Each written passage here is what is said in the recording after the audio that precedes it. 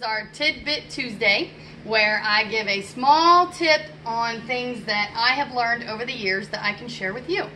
So the first thing, of course, is always safety, and especially for those of us that work with young horses, or even if you have a horse that pulls back when you tie him up, we are going to learn the no knot tie.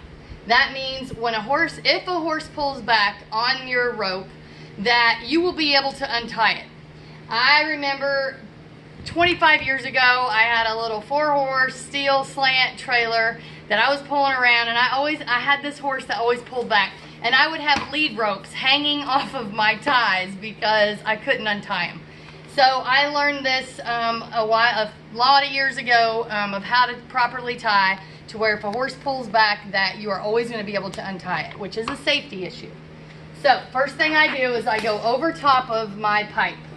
And then, oh, and by the way, this is our wonderful demo horse, Vegas, who is also known as Famous Dash to Vegas. So we are happy to have him today. Okay, and he's happy to be here, aren't you? Yes.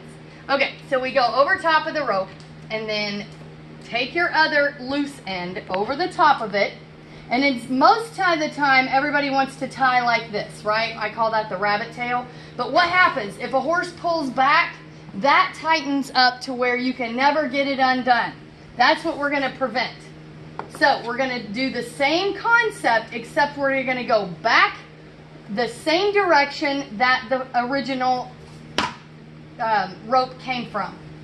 And this is kind of what I call like a Bullis tie. So, but now when a horse pulls back, you see how that can always be untied easily. But to secure this, because a horse could probably pull like that if you didn't finish the tie, is we're going to do the rabbit tail on this line.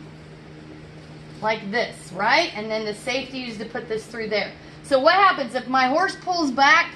This is always easily undone, where this will stay tied, and sometimes you have to cut them. So that is our Tiny Tip Tuesday.